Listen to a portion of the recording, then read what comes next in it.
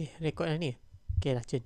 Assalamualaikum. Selamat datang pada lagi satu episod Faik Cakap. Okay, jadi pada episod kali ni aku nak cakap sikit pasal apa lah. Pasal kenapa aku lama tak upload lah. Satu, aku ada exam kan, uni semua. So macam tu 10 minggu 12 lah, termasuk exam.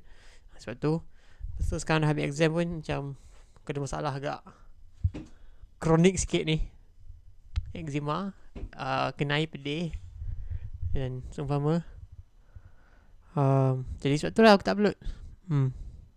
Takkan nak cakap itu ke pun 30 saat kan. Okay lah aku nak cerita sikit lah pasal muka ni. Apa masalah dia.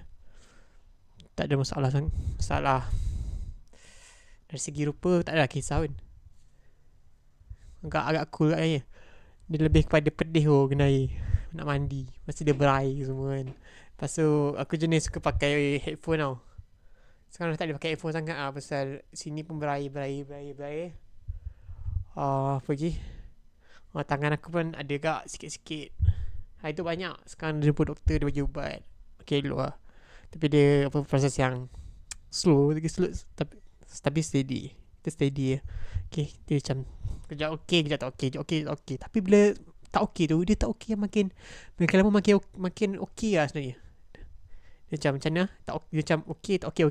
Tapi nampak dia macam makin semua makin ke atas. Jadi apa aku nak sampaikan sebenarnya, dia dalam kau mengejar sesuatu tu, mungkin kau rasa kau ada tergelincir sikit.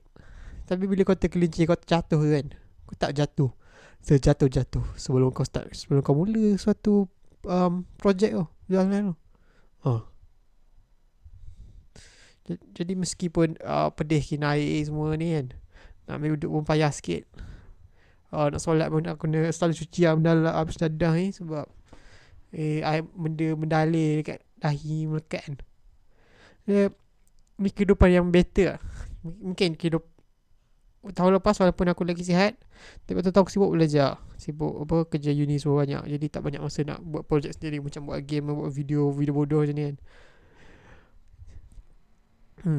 Tahun ni aku banyak masa lah, tapi ada masalah kesihatan macam ni pula. Tapi sejujurnya aku prefer mana lagi sebenarnya. Sama lah sebenarnya.